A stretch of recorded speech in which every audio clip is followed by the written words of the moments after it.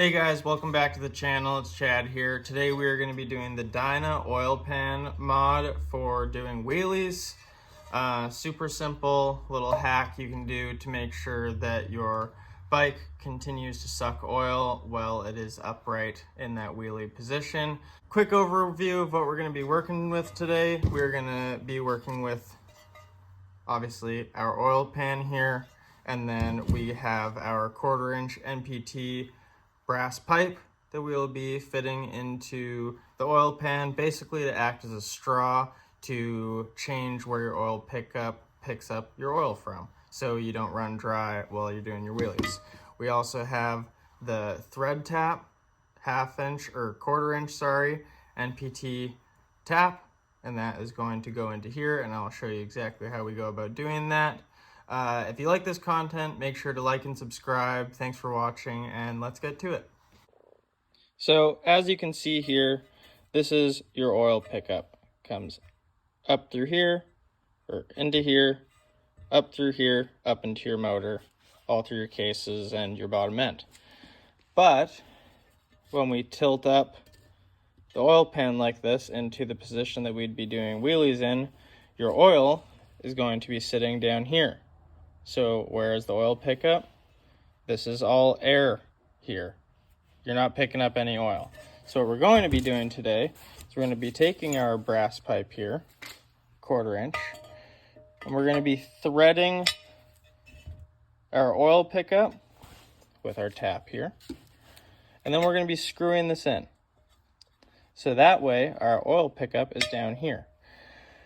I'm using a 5-inch one because they didn't have a 6-inch in when I went into the hardware store yesterday. This tap also has an 11 mil end on it, and the simplest way is to get your 11 mil wrench so we can tighten this up in here. So while trying to film this, you're going to want to line this up as best as you possibly can. Kind of wiggle it around. Make sure you're not way off camber.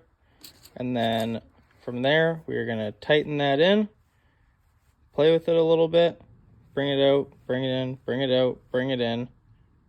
Clean up all the threads, and then we'll be putting this piece of pipe in. Okay, so as you can see, we have the tap in there quite a bit now. I've gone, put it in, taken it out a few times. That's what she said. Anyways, you don't need to bottom this tap right out. As long as you have enough threads for what is on your pipe here, which is not that deep, you should be okay. You don't need to put any extra on it. And I just want to say this now, if you don't have a compressor at home, I would highly suggest probably not doing this job, because you're going to need to blow out every little piece of metal that comes out of here, because you will have some metal shavings.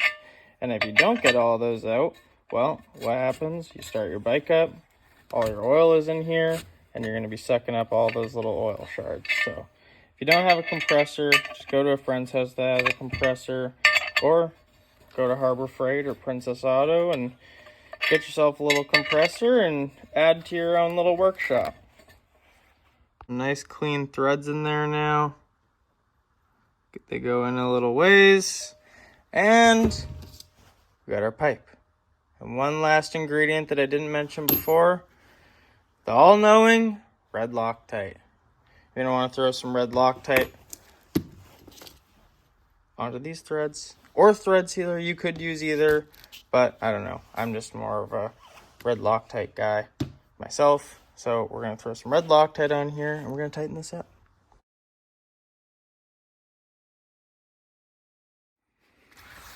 Another tool you're going to need, basically the most important tool on a motorcycle, is a pipe wrench. And then you're going to crank it down with that. Get this thing all tightened up in there. And then there's one more step we're going to have to go over. But without both hands, I'm not able to tighten this. So I'll get back to you in 1 second. So this piece in your oil pan is your baffles. This is what controls your oil from moving around too much and you not sucking oil, but we just upgraded that whole system just a little bit more. But with that, it doesn't sit all the way down. So we need to cut a little section right along here. So we're gonna mark it out where we need it, and then find a tool in the shop, aka probably just my angle grinder, to cut this out, and then we'll be good to put the oil pan back in where it needs to go. Like a glove. Sweet. Now, I got a little trick for you guys for this oil pan gasket. So we all know how annoying gaskets can be to stay in place. So here's a little pro tip. Throw some zap straps on them. Not too tight. Don't want to mess anything up. And then it will be a whole lot easier to keep this in place.